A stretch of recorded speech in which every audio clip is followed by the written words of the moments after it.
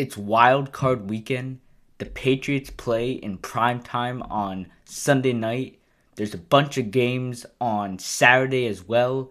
And Oregon's getting absolutely demolished 35-7 at halftime. But first, we got to talk about another big win in the 617.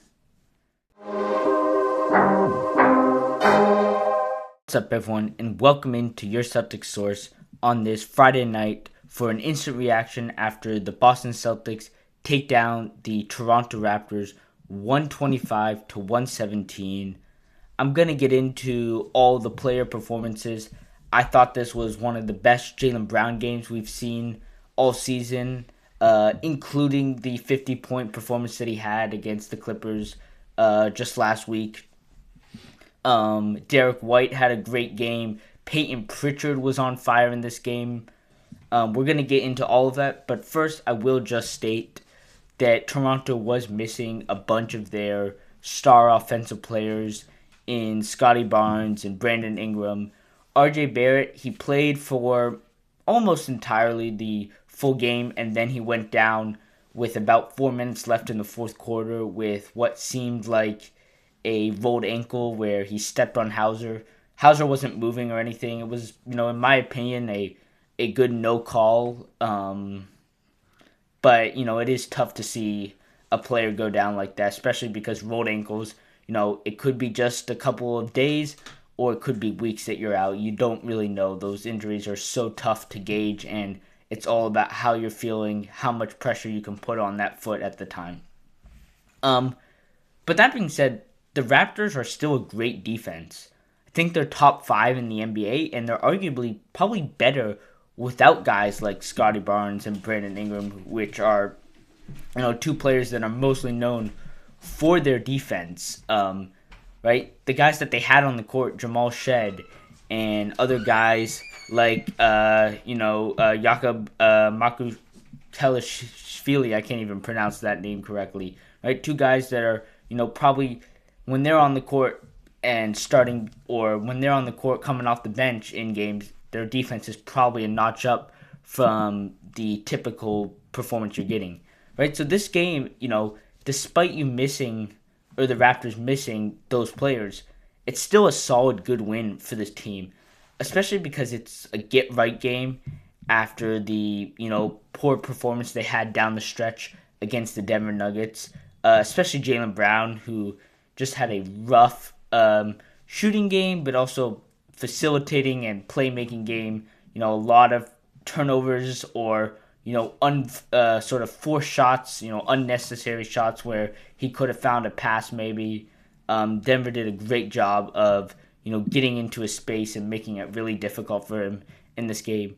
And I thought that Jaylen Brown in this game sort of took a step back and found ways to take what the defense was giving him and not make it about him. Use the gravity that he pulls on each and every night to get a guy like Sam Hauser going, to get a guy like Payton Pritchard going, two guys that were on fire in this game.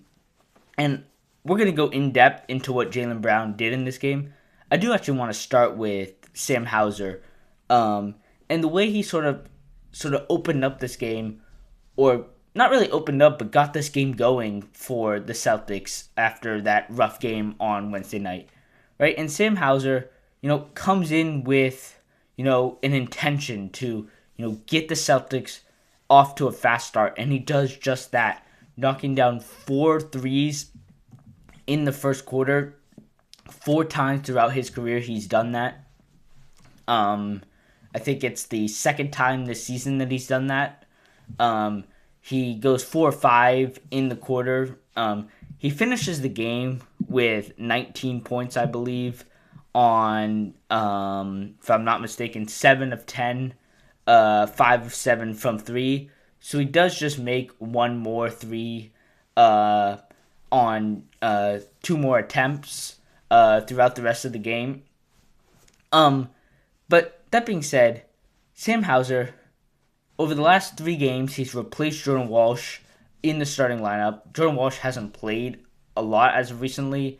I'm not sure if that's a matchup based thing or Jordan Walsh or Joe Mazzulla has just found another guy that is doing the same things, right? We've talked about this all season where it's just plug and replace. Once something isn't working, you go to the next guy and you run with that until that isn't working. Then you go to the next guy, and maybe I don't want to see Jordan Walsh just get put on the end of the bench because you want to keep his confidence up, especially because he was on such a good run and he's going to be a useful asset either in a contending year with Jason Tatum, down the path the next 3 or so years, or maybe he becomes a good trade asset. You want to keep him relevant. You don't want to put him at the end of the bench like a Chris Boucher.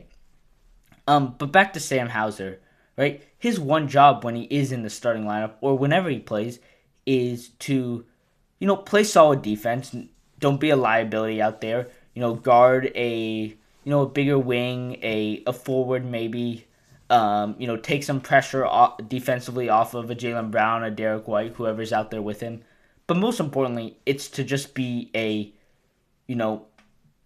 knockdown corner 3-point shooter or wherever it is, right? Top of the key maybe as well, but just a catch and shoot on release. He's not bringing the ball up. He's not making plays, off the dribble. It's just stand in the corner or come around a screen to the top of the key and just knock down a three with just lightning quick, catch and shoot ability, right? Some of these plays where, these no dip threes from him where he keeps the ball above his head, his arms don't even come down, and it looks like he sort of just touches it back into the basket, from a 3-point distance. It's, Steph Curry doesn't even do stuff like that sometimes. Just, obviously Steph Curry is a much better 3-point shooter and shooter in general than Sam Hauser. I'm not saying that they're any way, similar, but something that maybe Sam Hauser has, an edge on Steph Curry is his ability just to catch the ball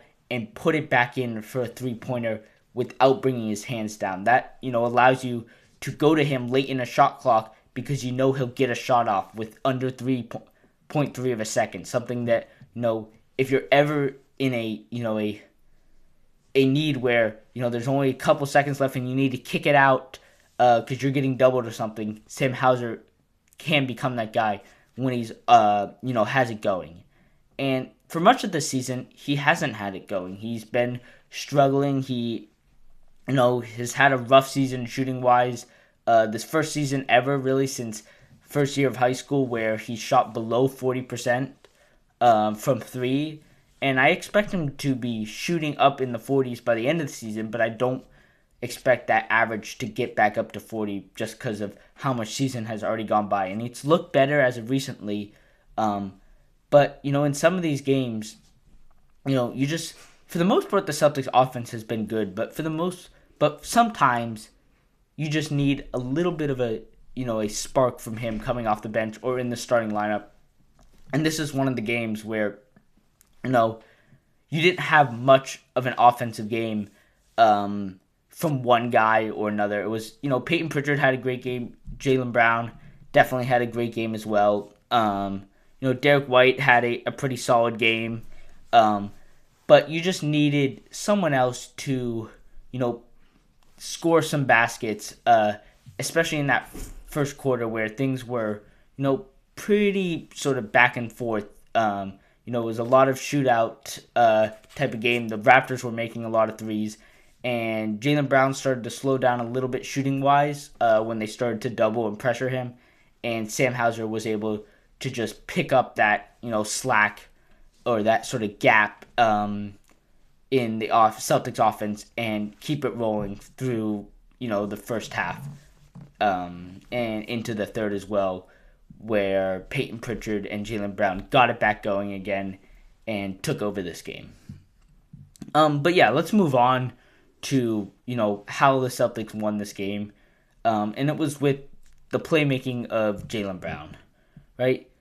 We harped on his, poor decision-making and poor shooting in the game against the Nuggets on Wednesday. You can check out that post-game reaction on YouTube right now. But that being said, that was one of the rare games we've seen from him this season. For the most part, he's been playing like an MVP candidate, and NBA actually has him in the top 3 for MVP after, SGA and Jokic, although Jokic is not going to win the MVP, most likely with the number of games he's going to be playing. He's going to be well short of the 65-game mark. Maybe in another episode, podcast episode, we'll talk about, my thoughts on the 65-game rule. I'm not, the biggest fan of it. There's a couple rules in the NBA, the tanking rule and stuff like that, lottery odds, I'm not such a fan of. But that being said, Jaylen Brown in this game, he gets right back to that MVP performance. And it's not the scoring, like I said at the top of the show. It's his ability to, read a defense and see that, tonight's not going to be my night to score the basketball because I'm being doubled. I am being forced to give it up. But I'm not just giving it up to some random guy at the top of the key. I am finding a player that is either wide open for a three-point shot or diving to the basket for a nice cut and a dish for a layup. He's not just, handing the ball off to Derrick White or something to then dribble around again. He's giving it to a guy that is in a catch-and-shoot position or is in a scoring position. Something that, he didn't do in that Denver game when he did give the ball up. He gave it up to a guy at the top of the key where you still have to run another play, another sort of offensive possession to try and get a good basket or a good shooting opportunity out of that, right? He didn't, in that game, when he gave the ball up, he didn't, make it very, comfortable for his teammates. He didn't, put them in good positions. And that was the knock on him in that game. And in this game, he completely changes that around.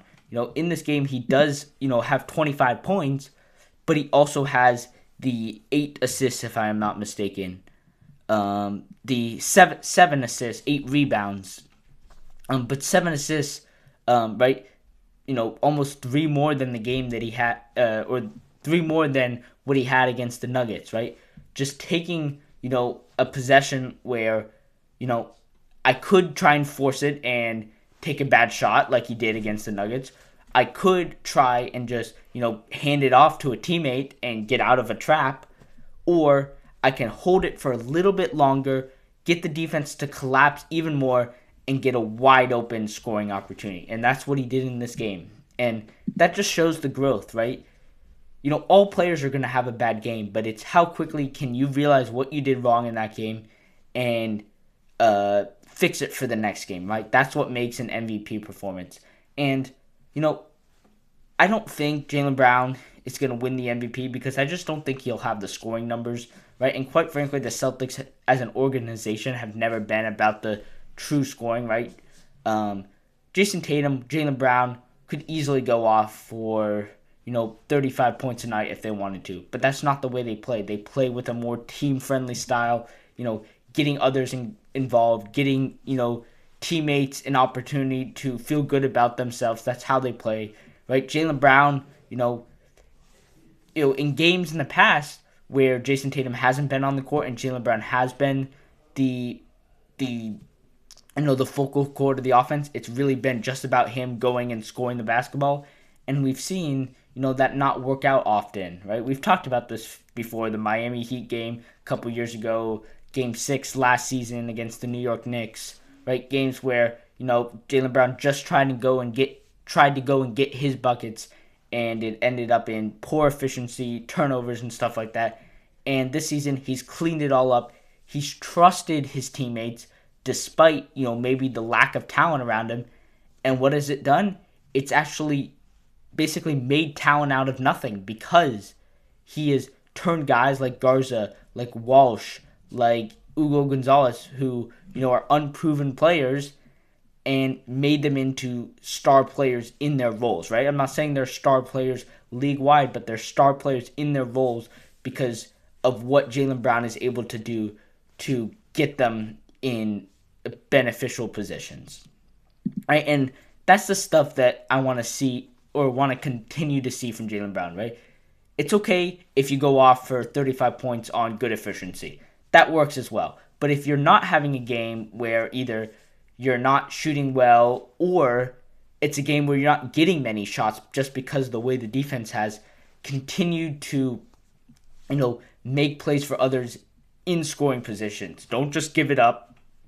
Continue to draw defenses in, kick it out, or find a pass to a cutting Gonzalez, to a cutting Walsh, Derrick White, whoever it is, dumping it off, lobs for Queta, Garza, plays that he did in this game, and we've seen for pretty much this entire season except that one game in Denver.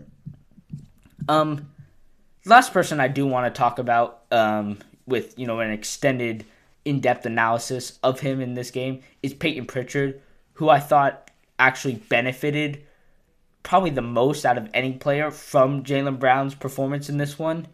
In this game, Payton Pritchard has 27 points, does also have 5 rebounds, 8 assists, just 1 turnover, right? He was terrific from 3, 3 of 5 from 3, but it's the stuff that, just baffles me, how he's able to play in the paint at only a 6'1" build, right? 6'1" frame. He's smaller than almost everyone out there that he's on the court with, and yet he's able to drive past defenders, post them up. The step through is probably his greatest move, where he gets the defender to jump and then steps through, and that's how he's getting these open, layups that just seem, impossible with a 6'5" or 6'8" center or whoever it is on the court with him, even taller sometimes, right? Just his ability to get a defender to jump, which then clears out the lane, right? He gets a lot of, turnaround floaters as well, right? Those, I'm not saying they're hit or miss. He's done a great job at those as well. The step back floaters, stuff that Jaylen Brown has done a lot of as well this season. But his biggest asset is his ability to just get defenders out of position just with, his hand movements and his, footwork, getting guys to jump and allowing wide open, paint opportunities, right? Because, if he doesn't do that stuff, more often than not, he can do as many, fadeaway floaters as you want, but those are really tough shots. Those are shots that, you're not going to have great efficiency on most nights. If you do them occasionally, yeah, you're going to get pretty good efficiency, especially because defenders, sometimes they're realizing that, Payton Pritchard is so good at getting you to leave your feet that defenders are just staying down, making sure he doesn't get that step through, and that allows Payton Pritchard then to have space to step back, right? So that sort of 2 options to score is allowing Payton Pritchard to just destroy teams in the paint, right? And it didn't start off this way for him in this season, right? He struggled to get to his position, but ever since they took Derrick White off the ball, and when I say off the ball, I don't mean that Derrick White's not bringing the ball up, but Payton Pritchard a lot of the times is facilitating the play, off of a made basket, right? In transition, Derrick White might have it, Jaylen Brown might have it, whoever it is. But Payton Pritchard coming up the floor is allowing him to dictate what he wants to do with the offense. And that's huge for a guy that doesn't have the same size or, physicality, just inherent, strategy or strengths that, could put him over the top of other players, right? He doesn't have those just, I'm not going to say skill set, just that, gift of being tall in the NBA, right? And so you have to find other ways to, use your other strengths, your quickness, your footwork, and that's not possible for him if he's just, standing in the corner waiting for a play to come to him, or even if he's coming up to get the ball, right? It's a lot harder when, he tries to come up and set a screen because, the defenders that are guarding him and someone else are pretty similar in size and skill set, right? I'm talking about Derrick White, right? The guys that are guarding Derrick White versus Payton Pritchard are pretty similar players, right? So coming up and setting a screen doesn't work. But when Payton Pritchard has the ball, he can get Jaylen Brown's guy involved, and that's a bigger difference because, either they don't switch and Payton Pritchard can just, go to work, or they do switch and Payton Pritchard can give it to Jaylen Brown, or he can decide, you know what, I'm going to go against this bigger guy. I'm going to get him to move his feet in a way he doesn't want to, make him jump, step through, or, maybe he stays on the ground and I can fall back for a fadeaway, right? The growth of Payton Pritchard has just been incredible to watch throughout his career, but from day one of this season where he just didn't look right in the starting lineup to now where he's just thriving each and every night.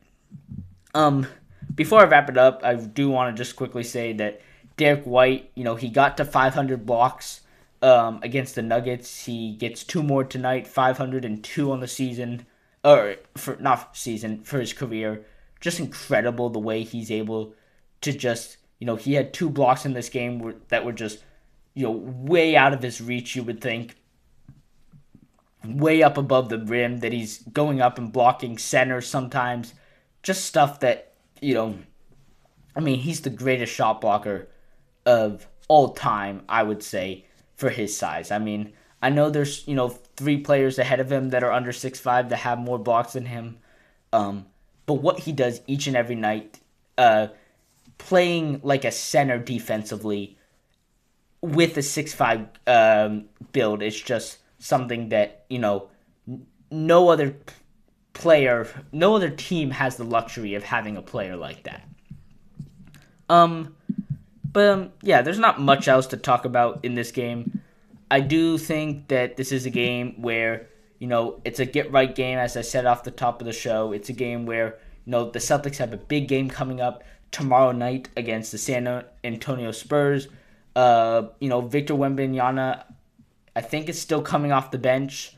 But more importantly, it's the return of Luke Kornet. He's going to get a big standing ovation. That's a tough matchup. Basically with or without Wemby, the Spurs have been a great team this year. They've beaten the Thunder 3 times already. We know that. They are second in the West. And, the Celtics, man, it'd be nice to get one more center. Luke Kornet. I know Al Horford's not having a great season in San Francisco. Neither is Porzingis down in Atlanta. But, it just tells you, man, do I wish that Luke Kornet was still on this team, because what he was able to do with Wemby out early in December and November, leading the team to like a 9-3 record without him. And then Wemby's come back and they've only, jumped up from there. It's just been incredible to watch. That game, we will have another instant reaction like this one coming out after the game. And then we will have our normal podcast episode, as it is the 3rd game. We had the Nuggets game, the Raptors game, and then the Spurs game. So we'll have a podcast episode coming out Sunday morning at some time. I couldn't tell you the exact time. It might be early. It might be, noon time. It won't be afternoon. We will preview the Patriots game as well in that span with a little quick, Patriots Chargers preview. I'm not sure, the schedule for the rest of the week. We will have instant reactions like this after pretty much every game. We might have a couple bonus live episodes, live podcast episodes throughout the week. I do want to do a trade deadline preview for every team. So we might do that Tuesday, something like that, depending on the game schedule. I couldn't tell you actually right now when the games are, but one of the off days. Until next time, go Celtics.